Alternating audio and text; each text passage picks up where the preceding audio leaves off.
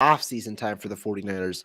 Me and Sunil, we've got a lot of interesting topics to talk about, talking about how we approach free agency, the draft, and really what makes a Super Bowl team for the 49ers in 2023. All after this. Let's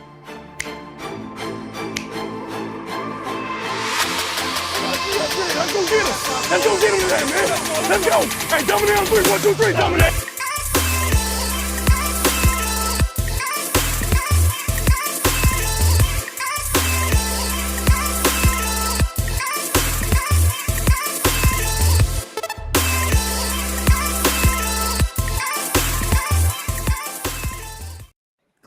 What's going on, everybody? We see Sunil dancing up on there. He Bro, likes your the intro video is fire.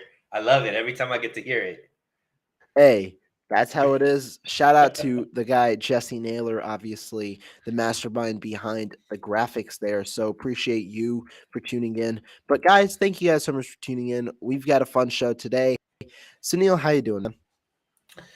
Doing as good as possible, man. We in the thick of the off season, usually when football season is over, obviously 30 teams or 31 teams are disappointed. Only one fan base is excited. And fortunately, we're on the other end of the excitement. So it is what it is. Now we're looking towards the future, right?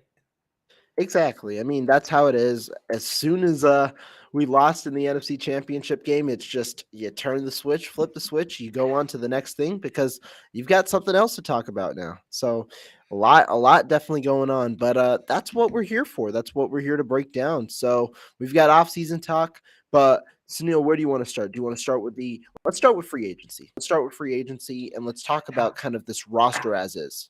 Yo, Rohan, how about for another offseason, we're going to be dominated with who the starting quarterback should be for the 49ers. Isn't that amazing?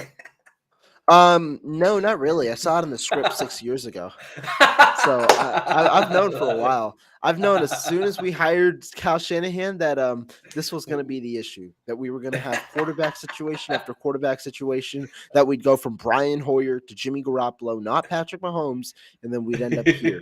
So I've envisioned this for the last how many ever years, man. Yo, you should have told me. You should have given me a heads up about that Nick Mullins section because that's the one that really threw me for a wrench. I know, and I mean, it was kind of cool seeing the UCL section just like run it back pretty much. That was sad, but no, talking real now. It's definitely a new situation for the 49ers. Somehow they're stuck in a quarterback conundrum for what is this, the third consecutive offseason? 2020, you had Jimmy Garoppolo there coming off the Super Bowl loss where, he missed the throw. Tom Brady rumors were there, and the 49ers elected to stick with Garoppolo. 2021, you trade 3 first-round picks up after failing to acquire Matthew Stafford, after failing to acquire a bridge quarterback to potentially move on, and then trade 3 first-round picks, only for Garoppolo to remain the starter. And then in 2022, it's Trey Lance, but then Garoppolo returns at the end of the training camp period, and then Garoppolo ends up being the starter. I mean, not starter. He ends up starting games, though, after Lance's injury, and then Purdy, and now the UCL. So we're back at it again, full circle. Lance and Purdy this time. Obviously, we don't know the severity yet, or we know the severity, but we don't know the timeline yet of Brock Purdy's injury. And really, we won't know as the offseason goes along if there's anything going on there. So it'll definitely be an interesting storyline to follow. But there's also so much on this 49ers team, apart from just the quarterback position, although the quarterback position is one that the 49ers will definitely target this offseason, be it in the free agency or the draft. Yeah, so I kind of want to run it back a little bit because let's do it. I want to talk a little bit, and if it's okay with you, what I learned from the Super Bowl game that kind of is going to focus in on how I want the 49ers to approach this offseason, whether it be free agency, draft, and so on and so forth. Because I think there were some big takeaways that actually changed maybe some of my perspective on what the focus should be. So I don't know if you remember from last offseason, Rohan, and I think you were on a similar page to me. I thought there was this big concern about the offensive line, and I thought I was on the side of the offensive line will be fine. I thought that they would be adequate even a bit above average, which I think ultimately they proved. I think the 49ers offensive line was one of the better offensive lines throughout the season. But what I learned from the Super Bowl is that there's a different level to what a dominant offensive line looks like from just a pretty good offensive line. And for me, that's one thing that I realize is a dominant offensive line changes the trajectory of your team. It gives especially a dominant offensive line with a quarterback that could get the ball out quick. You could negate a dominant defensive line, right? So that's, I think, the biggest takeaway that I took as far as um, personnel is now I really want to see upgrades from the offensive line to where we could take a next level. I don't think we could come in as standard operating procedure. Like the offensive line can't be the same as it was last season. It has to be better. Otherwise, I don't know if we take that next leap. Right. And one other thing that I want to point out when we talk about the offensive line, real quick, do want to give a shout out to the two people that saw. Bryant, thank you for tuning in. 49ers Podcast Network, thank you for tuning in. But one thing I do want to point out about the offensive line, the reason why it's so tough to make a Super Bowl, the reason why it's so tough to construct such an elite offensive line is because offensive linemen are not let go. You don't see good offensive linemen hit free agency. You don't see good offensive linemen hit the market. Why? Because teams understand how rare it is to have a strong offense. They're not 30 good centers in the like 30 above average centers in the NFL. Right. No, there may be a good crop of maybe 10, maybe 8 to 10. Same with right tackle, maybe 8 to 10 that you can win a Super Bowl with. Some other positions maybe not, but receiver, there are 60 good receivers, 60 top receivers that really you could win with maybe. There are a lot of good teams where you see Brandon Ayuk, for example, on our team could be a receiver one on another team, and things like that. So when you talk about it, I think that when you talk about the offensive line, it's important to note how teams build their offensive line strongly. The Kansas City Chiefs, they had a couple of big signings. They pounced when people became available in Orlando Brown, their left tackle, and Joe Tooney, their left guard. They spent money there for both. Well, spent capital for Orlando Brown, who will require a big time deal this offseason, and spent money for Joe Tooney. But they drafted Creed Humphrey, one of the best, if not the best, centers in the NFL, and they drafted their right guard as well in Trey Smith. And then in the Philadelphia Eagles, who have the best offensive line in football, they drafted Jordan Mailata, they drafted Lane Johnson, they drafted Landon Dickerson, they drafted Jason Kelsey, and I'm not exactly sure if they drafted Isaac Seumalo or not, but he was a guy who they developed as well. They have a strong group, and it really comes via the draft. And normally when you get these talents, it's near the first round, near the second round, in higher rounds, because you're not necessarily good that year, or you pounce on players falling, because offensive line is a commodity. The teams always will overreach for tackle over overreaching for some other positions like maybe safety because of how important it is. So I agree. I think that you have to have a strong offensive line to win Super Bowls, to win football games, but you also have to understand how that strong offensive line comes to fruition and how tough really it is to really command that strong offensive line. So, if you don't mind, Rohan, I'd like to focus in on that because you made a great point that I think gets overlooked a lot. The level of talent on these offensive linemen, I think there's this narrative that you could find a good offensive lineman in the 5th, 6th, 7th round, and they can, go out and be, play at a level that's elite. And, Jordan Mailata is somebody that would fit that narrative. He was a late round draft pick that ended up being like one of the better tackles in the league. But that's not accurate, right? It's usually first and second round guys that end up being, the stalwarts of the offensive line. And, even if you look at the 49ers, I think for me, I used to look at them and be like, they're not very good at picking offensive linemen in the first rounds because, obviously McGlinchey, the fan base is kind of out on McGlinchey, but McGlinchey is a top 10 right tackle, right? He's going to probably be the highest paid Yeah. right tackle out of this free agency class. So he didn't, and obviously he is really good in run blocking, but isn't the best necessarily in pass blocking. But overall, as far as compared to other right tackles, you can do a lot worse than him. And then if you look at the other two, I think stalwarts on our offensive line, obviously Trent Williams, who's a first round draft pick, and Aaron Banks, who's a second round draft pick. So those three, we Yep. actually had the makings of what could be a really good offensive line because we had 3 out of the 5 in first or second round talent.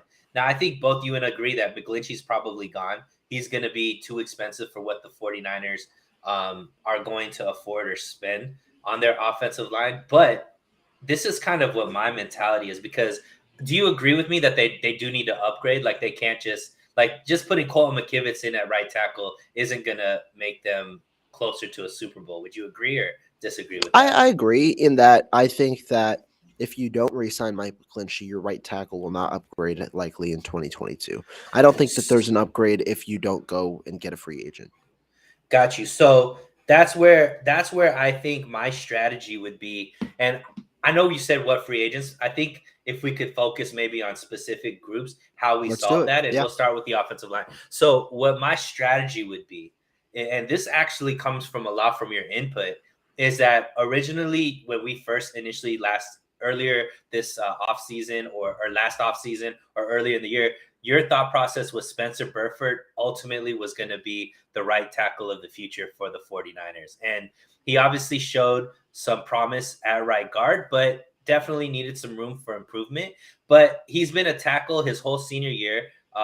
He was a tackle in high school, mostly on the left side, but he has the frame, he has the size, and now a little bit of experience in the NFL, where I think that ideally moving him to right tackle would give the 49ers the best options to actually upgrade, because I do think that you could find some free agents that you could bring in at a reasonable cost, which would be less than a right guard less than a right tackle at the right guard position, to really maybe solidify the right side with Burford at tackle, bring in a free agent right guard that you can put there and not have to do like the rotation like they did last season, and then either draft or bring back Brendel, or once again based off of your analysis, maybe Zakil if he's ready. I think that ideally that would be what I would want. Like have move Burford to right tackle, bring in a free agent right guard, because I do think there's some available that fit age wise, prime wise, that could be in the 49ers budget, and then either bring Brendel back or move Zakil into that. And I think that could have the potential, at least upside, to elevate the offensive line, which I do think is needed this offseason. Yeah, I think that it's definitely intriguing points that you make, and I want to go back to your philosophy where you talk about how the first round picks, second round picks, obviously have a higher hit rate. I think the offensive line, I think it matters even more than other positions because of how important it is. In that the reason that teams take offensive linemen and specifically tackles in the first and second round is because they project better and they have a higher floor than potentially the late round picks. Because when you have a higher floor, you're able to be inserted into the lineup immediately, and that provides you at least a starting caliber option at a position likely devoid of much talent. But when you go to the fourth, fifth, and sixth round and draft offensive linemen, it takes this period of development. They're not necessarily as refined unless there's a medical concern like there was with Trey Smith. They're not as refined. Jordan Mailata wasn't necessarily refined when he first Mm-hmm. started. It takes development. And so there's this level of patience that is required. But some teams like the 49ers, maybe like the Eagles and like the Cincinnati Bengals, perhaps, they don't have that level of patience because they're looking at the window right now. And so that's where you create this conundrum of trying to develop players while also trying to compete right now. That's why the 49ers essentially redshirted players like Nick Stakel, redshirted players like Jason Poe to potentially prepare them for this season while having a stopgap option like Jake Brendel, who by all means could 100% return, and I've actually advocated for it.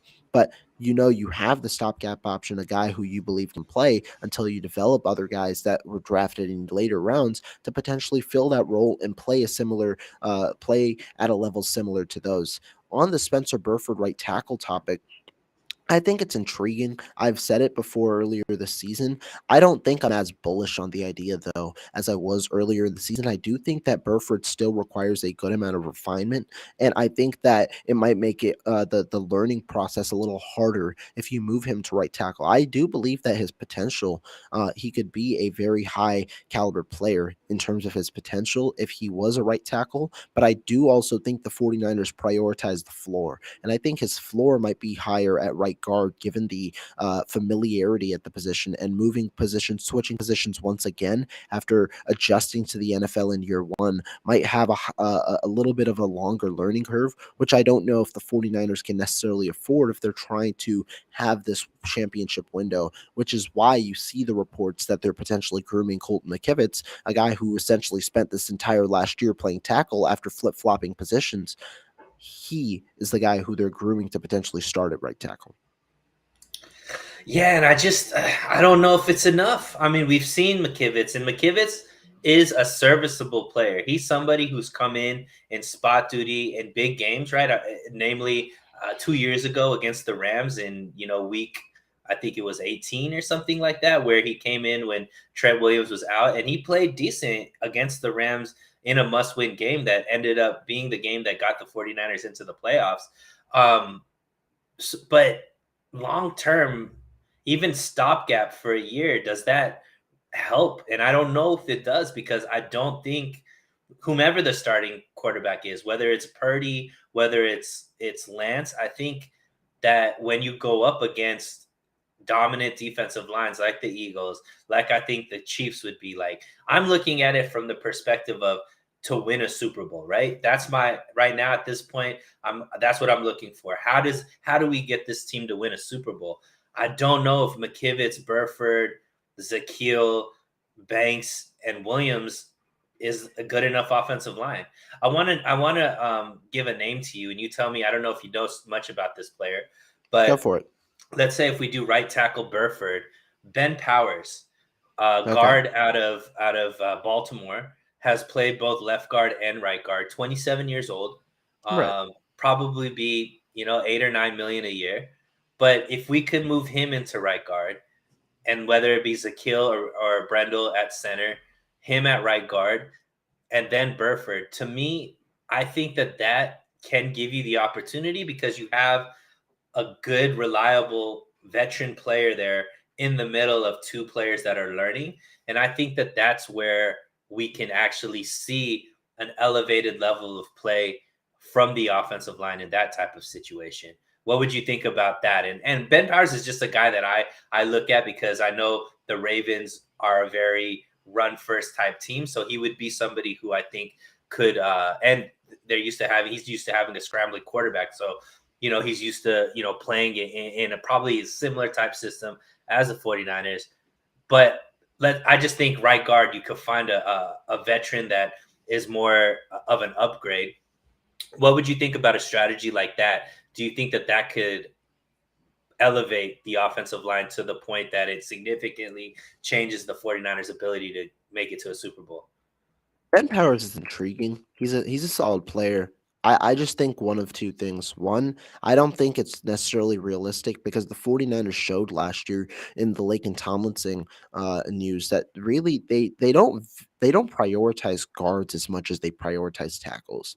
And so I think that and centers as well. I think they'd be more incentivized to put out money for a center or a tackle than they would be for a guard. And Ben Powers is likely going to command a high salary and should be in high demand on the market, which might price him out really of San Francisco's range. On top of that, Powers, I'm assuming, is going to likely look to play left guard because that's where he had his strongest season and where he could likely command the most money going into the offseason after playing a really good year in 2022 at left guard. So I'm assuming that he's preferring left guard, and I don't know if it would be the smartest move to move a guy who had been playing strongly at left guard to right guard after paying him $10 million a year. I understand the versatility. That's just where I'm coming from in terms of I don't know how realistic the move is from the 49ers sense. And the last part I'd say is Baltimore is definitely a run first scheme, which is why Powers would be intriguing as a run blocker, but he's also more capable in a power zone in a power run scheme rather than a zone run scheme. That's what Baltimore runs and has at least has run under Greg Roman. And I know the concepts can also obviously be like complementary to each other, but I don't know necessarily if it's the best scheme fit and also the best position fit for the amount of money that you have to put out for him. So, what would be a realistic path to upgrading this? Because do you agree? Let's say if they stand pat, if the 49ers are going to just do what they're going to do, which is McKivitz, Burford, let's say Zakeel, Banks, and then Williams. Are you looking at that offensive line does anything to get the 49ers closer to the Super Bowl? I don't think so necessarily. I don't think so, but I have to view it in two ways. One, what's realistic, and two, you have to understand also with the situation that the 49ers are in and an unwillingness, not necessarily an unwillingness, but I don't know if it's as smart if you could just continuously push $60 million into the back year after year because it just hurts you financially. And you see teams like the Saints trying to get out of that situation and then essentially hurting their roster by losing key players. I don't know if that's the smartest way. So to me, I think it's you have to figure out a way to upgrade the roster, but within the confines of what you have right now. And understanding that offensive line is a position where if you look to in free agency, you're likely going to overpay.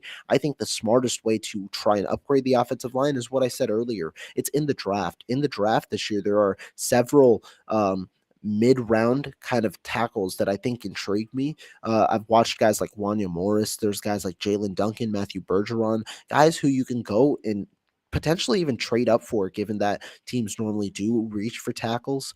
Potentially you can trade up for because you have the capital to do so. And I think it's a position you should address. Colton McKivitz, he is getting closer towards free agency, and I don't think he's going to command a high salary, but you want some competition there. Jalen Moore is in good competition. He's not a good tackle. He's more of a guard. I've said that since he got drafted, and it's been proven. And so I think that Moore shouldn't be your backup tackle, and I think you should instead go for a rookie and see who you can develop there, because the point is you're trying to find out who you can what the solution is at right tackle for the future. And if you, I do think that you should provide Spencer Burford with some reps at right tackle to see the comfortability, to see how that flows. But I also think you should draft a tackle, maybe even a player who's played right tackle predominantly in the NFL, to provide McKivitz some ample competition, some younger competition, and potentially even find the solution for your future. I think that there are a couple of guys in the second round, in the late second round, and in the third round, second, third round range that you could find that the 49ers, those are realistic options that the 49ers could target and they could go after and potentially look to upgrade in that way. You're not going to there if you like I said earlier, if you don't re-sign Mike McGlinchey, you're not going to upgrade this offensive line drastically this offseason. It's just not possible, because if you're not re-signing Mike McGlinchey, you're not going to go after a starting level, or not a starting level, but a high priced right tackle on the open market. And I think that the 49ers are also set with three of the positions, the two guard positions and the left tackle position. While the center, I do believe Jake Brendel can be brought back for a relatively cheaper price than what people might expect from a Pro Bowl alternate. So I think that those four positions, if you do re-sign Brendel and then have Nick Zakel and Jason Poe compete there, or if you don't re-sign Brendel and have Zakel and Poe compete there, I think that you solve the right tackle position by having McKivitz compete with a rookie. I think that that's the most realistic situation given the 49ers cap situation and also the needs at other positions, which we'll address soon. Yeah, I guess for me right now, I prioritize the offensive line as a must upgrade. And from from your plan of action, which is the most reasonable route, I think we're saying that the 49ers can't win a Super Bowl next year. I don't think so. I mean, we'll get to that soon, and we'll get to that soon, because you have to understand the 49ers are dealing with this situation, but they're not the only team dealing with this situation. When we talk about the amount of talent that the Kansas City Chiefs and the Philadelphia Eagles are going to lose this offseason because of how they're going to be outpriced on the open market, you have to understand teams have to capitalize on their windows. It's not like teams can consistently. It's I'm not saying teams can't consistently be good, but you have to consistently find ways to replace talent and to figure out how to draft. And really, it's coming down to how efficiently can you draft. And if we're talking about upgrading the offensive line or keeping an offensive line that can be a top 10 unit, I mean, there is a solution on the board. We're talking as if Mike McGlinchey will not be retained, but the solution on the board is to retain him. I mean, if you want to have continuity and try and keep an offensive line at that caliber, I think the solution would be to retain him or to likely go after. I mean, if the number one option could be Caleb McGarry, a guy from the Atlanta Falcons who's a year younger. The option that I'd say is a dark horse is Jawan Taylor, a guy from the Jacksonville Jaguars who's only 25, still has potential, and is a strong run blocker and a developing pass protector, but a good pass protector. Had a solid pass protecting season this past year. He's only 25, and he could see a Charvarius Ward-esque deal. The issue is the tackles are likely going to get a good amount of competition. They're going to have a high market, and that's where the 49ers need to decide, are we going to do we want to overpay for a tackle and put ourselves into that situation for the next 3 to 4 years? Because if they don't want to do that and they prefer to go a different route, then you're going to see a guy like Colton McKivitz or maybe even a rookie end up being the starting right tackle. And I think it's also important to understand that when we look at the formulas of the Super Bowl teams, they have strong offensive lines, but we also need to know, like, it's strong offensive lines are very valuable. They are arguably the second most valuable thing behind a strong quarterback. But you have to understand that the 49ers also are within their confines and can also shown the success without necessarily elite caliber tackle play or elite caliber offensive line play before. And when you talk about this unit that will improve at certain positions in terms of Aaron Banks will likely get another year, Burford should improve, and things like that. You could see some improvements from a unit that was already a top 14-ish unit, maybe even top 10 unit in 2022. So let's say that we go with your thought process. Keep Burford at guard. So we have three positions solidified with Burford at right guard, Banks at left guard, and obviously Williams at left tackle. So center and right tackle right now are up for grabs, right? Out of Yeah. those two positions, which is more realistic to be able to upgrade through free agency? And which one's more realistic that we have an upgrade already on the roster?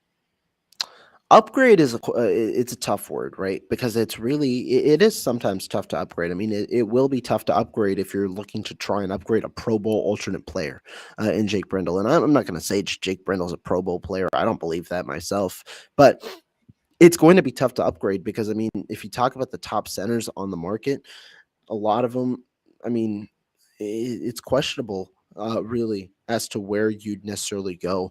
And so, to me, I think that, I mean, what I would do is I would re-sign Jake Brendel and have him compete with Nick Sakel and have him compete with Jason Poe at that center spot. Why? Because you already know what you have in Jake Brendel. He's somewhat of a known commodity now. You've seen the level of play that he can have. If one of those two young guys I know the 49ers can believe that Nick Sakel can be their center of the future. I've had that belief since he was drafted as well. If you can show that he's the guy, if he plays better than Brendel, then you have good confidence in that guy going forward.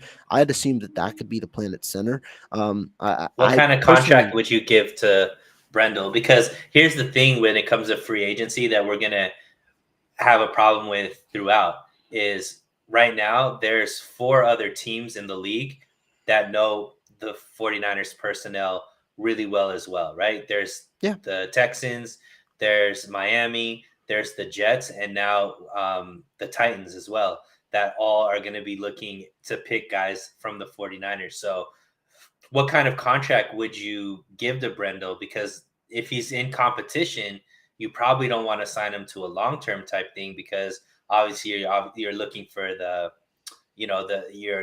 Zakil or whatever to beat them out and be the long-term solution. So how do you find that happy medium where you're able to retain him, but also not be tied to him? In that sense, it'd be. I mean, obviously, it'd be a shorter term deal. I'd assume a deal worth maybe 1 to 2 years. I'd say, but the guaranteed money would all be pretty much confined to that 1 year, to the first year. I'd say a deal, maybe a 1 year $5 million deal, maybe a 2 year $10 million deal with, if it's 1.5, maybe I mean, I wouldn't mind if it's a 1.5, 1.4 fully guaranteed deal, and then if it's a 2.10 with 5 million guaranteed, something like that. I mean, I wouldn't mind that deal for a 30-year-old center. In that you essentially are guaranteeing 1 year of money. But again, it's how the 49ers want to go into the situation in terms of the center play.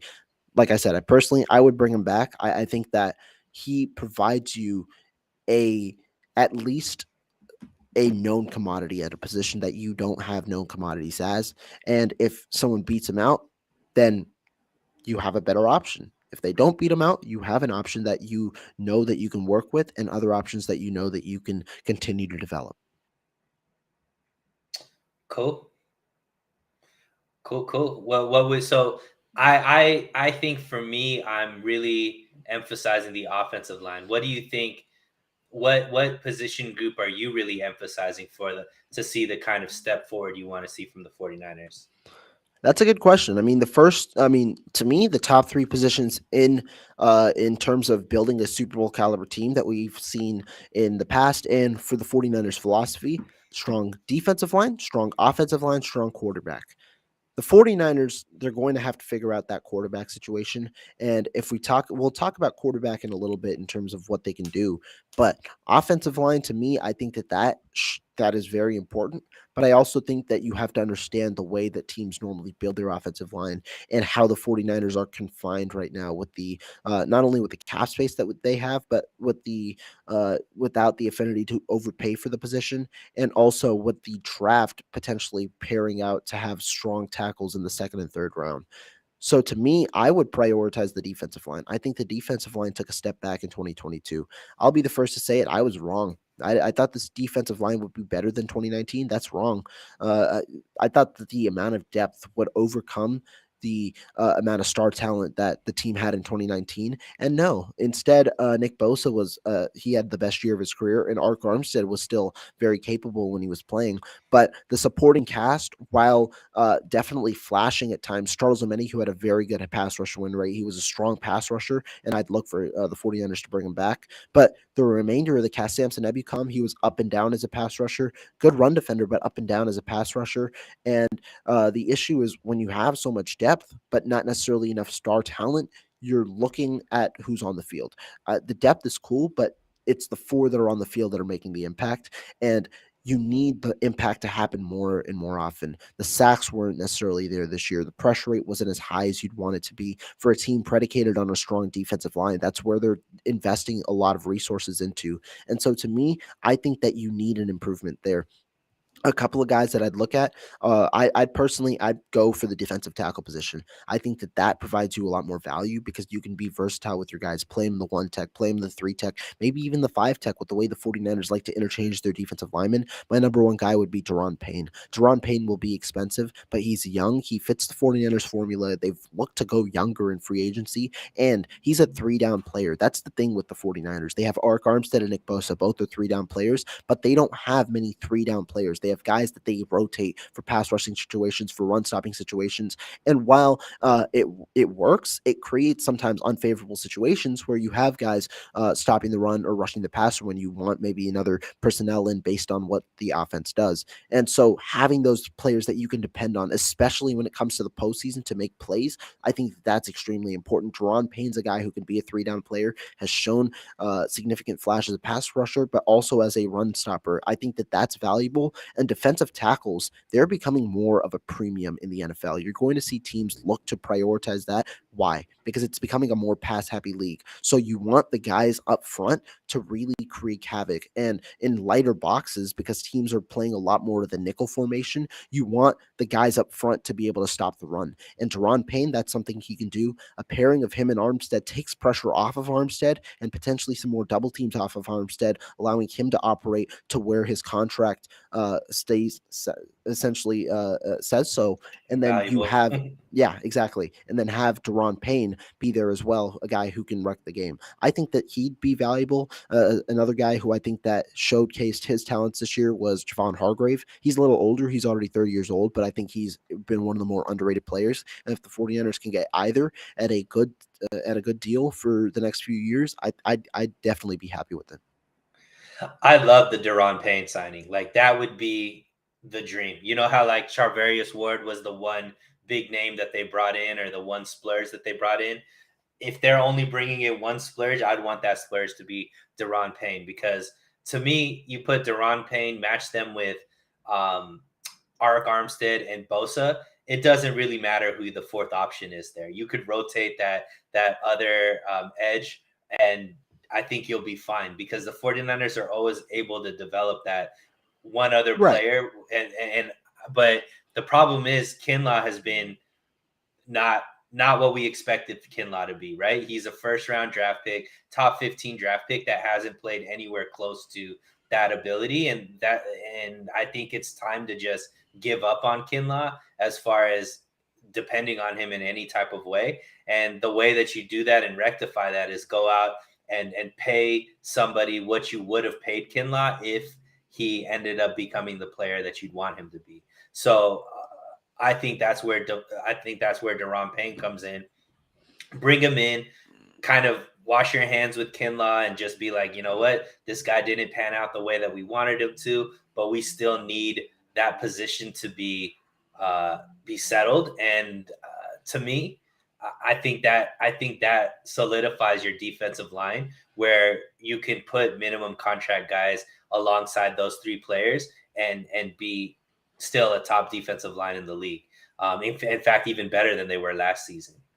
I agree. I mean, when you talk about Kinlaw, I'd be surprised, honestly, at this point if he's a starter for the 49ers next year. I think Kalia Davis, the rookie who was a sixth-round pick and essentially redshirted his freshman year because of a torn ACL, I think he's a better player, or I think he's at least going to show more than Javon Kinlaw when it comes to OTAs. He's got more explosiveness. He's got unique bend, and I think that he can provide more as well as a guy who can be there as a key reserve for the 49ers in 2023. Kinlaw, I think this is his last year in a 49er uniform, barring any unforeseen change in his level of play over his last year. I don't think that fifth-year option gets picked up by any means. That's a lot of money, and I don't think the 49ers are going to put themselves without flexibility with Javon Kinlaw. It's really unfortunate how his career has gone because of the knee injuries, because of all the injuries he's encountered. But I don't think the 49ers should look to go into next season with Javon Kinlaw as their starter at defensive tackle. There's still too many technical flaws, and with the not athletic issues, but with the injury issues alongside the technical flaws, it brings together a player who I'm not very confident in if he's the starter.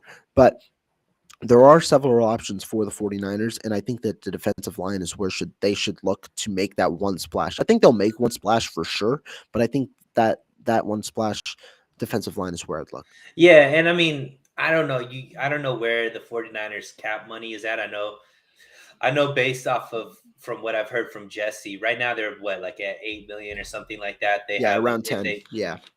If they do, a few of the younger guys that they could, mess with their contracts, like CMC, Fred Warner would be one. Warner, and let's say they do 3 contracts like that, they'll be at like 38 million. I think Deron Payne probably is like going to be the most expensive, probably one of the more expensive defensive linemen there. So if they do, to me, I think both you and I agree that's like the number one choice. But let's say he gets priced out, he gets a big contract somewhere else, the 49ers aren't willing to pay him or can't pay him the type of money that would retain him.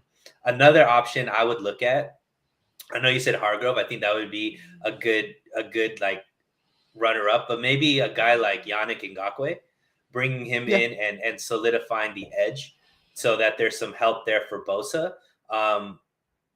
Because, we do have Kalia Davis, like you mentioned. Another guy that we could bring back that I think can show potential is Ridgeway. He's somebody who unfortunately was injured a lot this season as well, but he's somebody who can potentially be a tackle there that can be productive.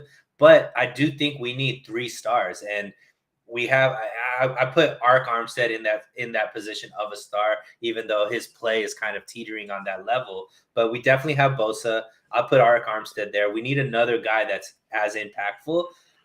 Obviously, Payne, like I said, that's number one choice. But do you think we could still upgrade if we bring in a guy like Yannick Ngakoue? Can that give us the push that we need also to be an elite defensive line? This might be a hot take. I'm not as high on Yannick Ngakoue as a lot of people. I know a lot of people do like Yannick Ngakoue and have him as a top priority. I think, though, if the 49ers are going to shell out a lot of money, they should go with the philosophy that they've been going with when they're going to pay money, like guys like Bosa and Armstead. And that's players that are three-down guys. And I don't think Yannick Ngakoue profiles as a three-down guy. He hasn't been a very good run defender his entire career, wasn't in Indianapolis. He's a good pass rusher, a very good pass rusher by that, but he's a rotational piece, and that limits the defense because he isn't a good run defender, and you don't want him to play in run defense. And so to me, I don't know if I'd pay $15 million for a guy who just rushes the passer when you have a guy who was amongst the top in pass rush win rate in Charles Omenihu, who ends up being a fairly solid pass rusher for the limited role that he plays at a significantly cheaper salary. And so to me, that's kind of where I'm looking at when it comes to Yannick Ngakoue. I'm not as high. I would go for a player that's a three-down player, and I would So also give us a name. Give probably us a name outside of Javon Deron Payne. Javon Hargrave would be my second guy because he's a three-down player and he plays defensive tackle, which I think is a little bit of a tougher position to necessarily upgrade. I think defensive tackle, like I said, is going to become a premium because of how the league has become pass happy. I think he's a guy that you could look for. Some other guys that I may like. I know it was there, and I don't think New Orleans brings him back. Marcus Davenport would be interesting as defensive end. I think he'd be a little cheaper if you're looking for those pass rush type of guys. I know Dante Fowler is out there, and he had I think a 6 sack season. He'd be a little bit of a cheaper option with familiarity with Kyle Shanahan, obviously from the days back in Atlanta. I think that there are a couple of guys like that, and I think that you could look to upgrade by getting those players who could be potential three-down kind of options. So that's kind of where I would probably look over a guy who is a very good pass rusher for sure, but not necessarily the best run defender if I'm going to spend a significant amount of money towards it. Now, somebody that your boy Marco brought up, well, I should say our boy, um, right now, Washington is not sure they're going to pick up the 5th-year option on Chase Young. Oh, Chase Young. So can you explain a little bit about what not picking up the 5th-year option means to a team, and how could the 49ers maybe utilize him? Would that be somebody you would look at trying to bring in? And if that is somebody, how would the 49ers bring him in? Yeah, so Chase Young obviously was a first round pick in 2020, Brandon Ayuk's class. So I know this report is coming because Ron Rivera was like, he essentially said he didn't give a firm response on whether he'd pick up the 5th-year option or not. And so to me, I think that the way that, I mean, if you're going to get Chase Young, it's if they decline the 5th-year option, you can get him because he's on a 1-year deal, a 1-year rental, and you don't know if the Commanders are going to obviously want to keep him long term. To me, I don't know how realistic that is, but the 49ers could look to trade for him with 1 year left on his contract if that 5th-year option's not picked up. It would be around a salary of $9 million or so. I'd assume maybe $10 million. I'm not exactly sure what Young's salary is at the moment, but it'd be around the range of $9 to $10 million. I think it'd be intriguing. Young certainly has a lot of potential. I just don't think the Commanders move him. I think that they'd be more so looking to, if they decline the 5th-year option, see how his 4th year goes and then franchise tag him if they can't reach a deal at the end of the year. Okay. So basically, you're looking at Payne, Hargraves, and that's it. Like, there's not another player that you're excited about that could be the splurge on the defensive line. Yeah, I mean, to me, I think that though, if we're talking about candidates that I'd pay significant money to, meaning in excess of 15 million per year to, like the 49ers paid Charvarius Ward, those would be the guys. It's not that I wouldn't be excited about other guys. Like last year, Charvarius Ward was. I know a lot of people like Stephon Gilmore. I like the Ward signing a lot more. I thought that the Ward signing was because he's 25. Gilmore's 33, and the Ward. When you look at his contract, it was really team friendly in terms of the way that it was structured, in terms of the guaranteed money and things like that. So I do think that it's interesting. I see Scott here bringing up Dalvin Tomlinson. Tomlinson could be interesting because I don't think Tomlinson's going to cost. Oh shoot, I don't think Dalvin Tomlinson's going to cost a lot of money this offseason. So that's why he could be an intriguing defensive tackle guy to pick up. I do know that he's had some sack, not sack, pass rush kind of woos in a way. He's more of a run stopper, but that's kind of what you want at times with those defensive linemen. And I think that he could definitely be a guy who the 49ers look for. And he's a high energy guy. The 49ers will like that. And he can be a nose tackle, but I'd assume plays probably better in the But three tech. we're talking splurge. So Deron Yeah, Payne is there. So let's say they strike out on defensive line, right? They still have this $15 million that they're trying to give away, right? So who can we get that'll make an impact? I have a name. go for it. He was a former Saint, most recently played for the Eagles. Oh, Safety, CJ Gardner, man. Like, what do you think about him if they can't bring in a guy like Deron Payne, knowing that Steve Wilks is there, right? So Steve Wilks obviously is a secondary. He's more known for his expertise in the secondary. Obviously, we have Hufunga there locked in. Gibson is still questioning whether he wants to retire.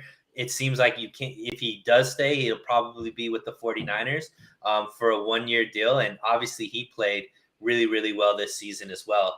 But a guy like CJ Gardner, still pretty young, obviously is going to be commanding some big money. Great tackler out of the safety position.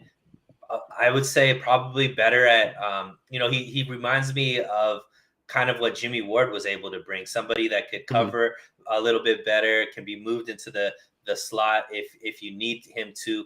What do you think about him if they can't? Because I think both of us are on the same page. Obviously, number one is going to be Deron Payne. If they can't get Deron Payne, what would you say about splurging and getting CJ Gardner? I would like the move. I just don't. Again, it's about the realisticness. The 49ers have shown that they're not a team that really likes to pay safeties that much. We've seen it with Jaquaski Tart. They didn't want to pay him. We've seen it now with Jimmy Ward, how they've lowballed him a couple of times. Remember, Jimmy Ward he got more money from the then Oakland Raiders in 2020. He chose to sign for less money with the 49ers, took a pay cut, and signed for a deal under $10 million a year in 2020. And now they tried to lowball him again. I don't know how much the 49ers would look to spend at a safety, but I do like the idea because obviously Chauncey Gardner-Johnson is a guy who's versatile. He's a guy who can play in the nickel. He can be a big nickel, but he can also play safety. And the 49ers like these type of players, especially Steve Wilks. I'm sure he's going to like it playing that robber role alongside Talanoa Hufanga. They can have interchangeable safeties. I think that those that definitely could provide intrigue. It's just what's the contract that Gardner-Johnson's going to want? I mean, obviously everyone's going to want him, but I think Jesse Bates would obviously be a huge splurge. I would not mind Jesse Bates on the 49ers, obviously, but I don't know how much the 49ers are going to look to spend money at the safety position, although it's certainly an intriguing option. I think they Do you could, think though, look that? towards the draft instead. Do you think the bringing in of a guy like Wilkes changes what they do in free agency as far as that? I Whereas, don't think. Oh, go for it. Ask well, the I was question. just saying because he's more of a secondary mind, um, and like I said, I think Shanahan and Lynch always are going to go after defensive line first. That's where their bread and butter is as well. But knowing that there isn't a lot of options at defensive line worthy of splurging on, right? So there's a few options. Let's say they miss on those. Uh, do you think that? Because I don't. I think the little pushback that I would say is last year. I don't think any of us would have thought that they would have splurged on a corner because their Uh, history up until that point. When have they paid a corner $14 million? Richard Sherman. They paid him $339. Okay, but what I'm saying But is that I get what you mean. I get what you mean. Like breaking precedent in a way. To yeah, me, to yeah, me, mhm. I don't. Richard Sherman was 339, but I don't.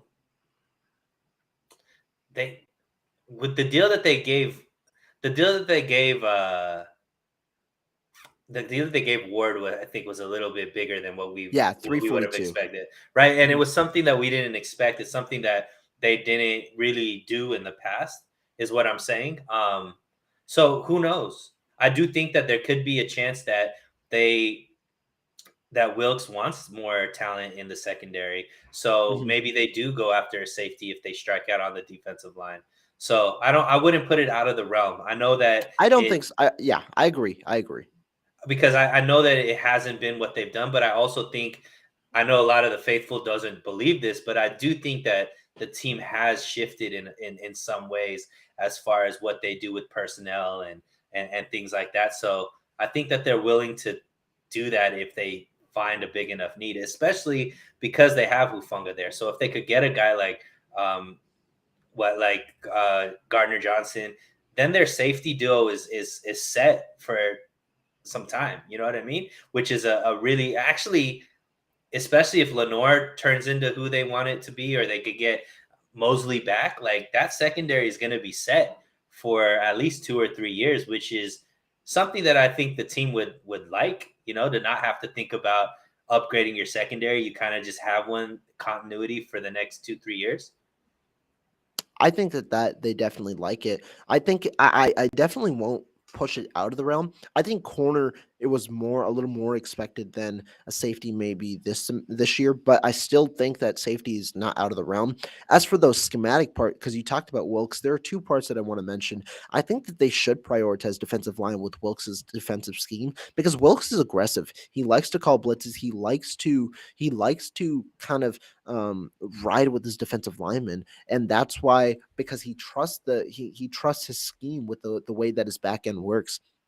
But he also needs unique players, and I think that's where the versatility comes in of a guy maybe like Chauncey Gardner Johnson, who can play several positions and also can take away certain parts of the field. So I think that it's certainly a possibility. I wouldn't mind it, and I think that if Tashawn Gibson does retire, as some do expect, I think that you could go for that and kind of solidify that position. I also think the 49ers would be intrigued by several players in the draft at safety. This is a very deep and a very solid safety class. We'll see where they go in that range, but I think that it's an intriguing idea for sure. So where if you had to pick right now and bet money, what player do you think they bring in this free agency? What's that splurge? The Charvarius Ward type splurge that they made last season. Who's that splurge this year as far as their ability to actually get a player based off of what the market's gonna say and need and fit? Yeah, that's definitely a tough one, right? Because there's it's definitely an interesting free agency class, and the 49ers have several places where they could put their money, but you don't necessarily know if they will put their money. I think at the moment I'm gonna shy away from right tackle. I think that it seems like Colton McKivitz might be the guy. I think I've got to go where I'm thinking, and it's defensive tackle. Defensive line, defensive tackle specifically. I think that that's where they're going to look to put the money in. They were very interested in defensive linemen at the trade Trade deadline deadline. this year. Mhm. Deron Payne was a guy floated around in those talks as well, and I think that they have the interest in Deron Payne. And the reason that I'm intrigued specifically by Deron Payne is because of how the contract could be structured. Ark Armstead right now is your defensive tackle, really of the present. I think Payne can be the guy of the present and the future, and you kind of carry over from Armstead to Payne after Armstead's contract's done. I don't know if I personally would not touch Armstead's contract anymore. You've pushed back money already last year. I think you don't leave. You touch Fred Warner's contract. You can touch McCaffrey's contract, but not, and then Bosa's obviously, but not Armstead's. I think those are the three players you see get touched, but Armstead has 2 more years left on his deal. If you give Deron Payne a 4-year deal or I'd say maybe a 4-year deal. I think that you could structure it to where the cap hits don't necessarily spike until the third and the fourth year. And so I think that that's where the 49ers could really maneuver, where they have a higher cap hit in the third and the fourth year and have lower ones in the first 2 years to absolve some of that money that essentially Ark Armstead's going to be worth. And I wouldn't be surprised also if they moved on from Ark Armstead next year. I know it's not necessarily a topic many are talking about, but I wouldn't be surprised if they move on via a trade or via an outright. Well, I don't know if it'd be a cut, but I wouldn't be surprised in that situation either, and they save 11 million there. But in a paying contract, I think that the contract would be structured to where you don't spend like the cap hit is pretty low in the first year, but then increases as the years go on because salary cap will continue to increase. There's reports that within the next 3 years it could hit 250 million and things like that. So I wouldn't be surprised if that's the route they go and with the contract that they give. So there's a realistic path to where they could be able to give Bosa his contract and sign Deron Payne and have both of them on this defensive line at the same time. I think so, yes, because when you think about it, right now they're going to shoulder Bosa and Armstead on these deals, but essentially you're going to replace Armstead's big contract where it's 20 million cap hit a year for the next 2 years, at least 20 million, and I think it's 23 and 25. You're going to essentially replace that with what Deron Payne's cap hit is, while getting the production that Deron Payne has. I think that this team is with the with cap increasing year by year, and with the way that this team operates, I think you can afford having two big time defensive lineman contracts. That'd be great. I mean, to me, I put it on Twitter, and it seems like most people are agreeing with it. I think Deron Payne is everybody's number one choice if we could get him, just based off of need and who's available and who I think would fit with this team the best. Deron Payne definitely would be that guy. So if we could get him, that'd be great. Lynch, if you're listening, Adam Peters, if you're listening, Shanahan, if you're listening, go out there. Parag, make it happen. Go out there and get Deron Payne, and let's get this defensive line back to where we expect it to. Can you tell me, man, before we leave, give me a dark horse free agent that the 49ers can look at that might come in and be able to solidify this team anywhere on the field. I have one name, so I'll let you go. Okay, let me think about it. I want to hear you first. Let me think about it. So my and I don't know if it's necessarily a dark horse. It's somebody I've mentioned before, but with Steve Wilkes, I definitely think they're going to be bringing in some secondary help. Somebody that he played with in Cleveland when he was coaching Cleveland is Greedy Williams. Greedy Williams is a free agent. He's a good defensive back. He's great at tackling. Somebody who can play man and zone type of schemes. Familiar with Wilkes' scheme as well. And I think that's somebody that fits a need, and somebody that probably could be affordable for the 49ers to bring in to bolster up this secondary, because I think a lot of people are depending on the 49ers bringing back Emmanuel Moseley, and I just think there's going to be a lot of competition out there for him based off of just the 49ers coaches being everywhere right now. So I think a guy like Greedy Williams could come in and compete with Lenoir for that second cornerback spot, or even maybe move Lenoir into that slot if that's where, if he could play there. Or I just think he'd be a great fit to have another veteran in there that could perform at a high level. I think those are he's an interesting option. Greedy Williams, obviously, I think he'd benefit from a fresh start, and I mean the 49ers could provide that for sure in Steve Wilkes' scheme, in a scheme that he's known as well. I think for me, I think that I'll go with. There are a couple of positions where you talk about like the positions you might not be necessarily thinking. Tight end is one. There's a fairly solid tight end. What do you call it? Fairly solid tight end market this year in terms of who's on the free agency market. I think it's led by guys like Mike Gesicki. I know Austin Hooper's a free agent. Dalton Schultz might be the top guy. Evan Ingram. I think you could look for one of those guys Tunyon's there as well, I believe, and Hayden Hurst. Like one of those 6 guys, I think you could look to see who can be that tight end number 2 for the 49ers, a better tight end 2, a guy who might fit their system a little better. I think that's the position where I'd be looking for.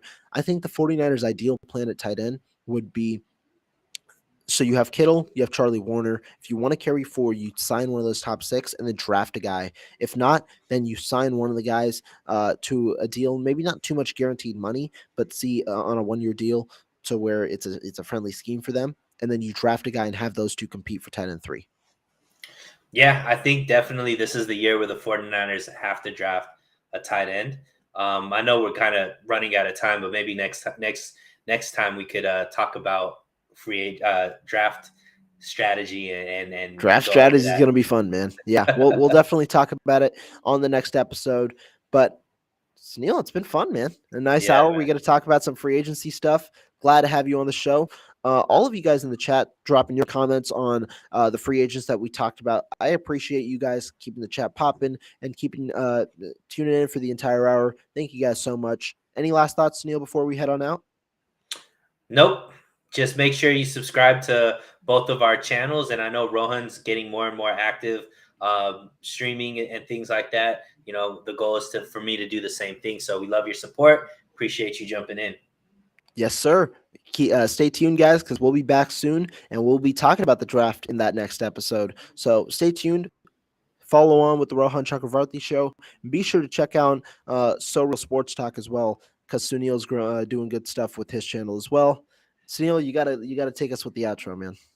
Absolutely. Stay safe, stay hydrated, and we'll see you very, very soon. Yes, sir.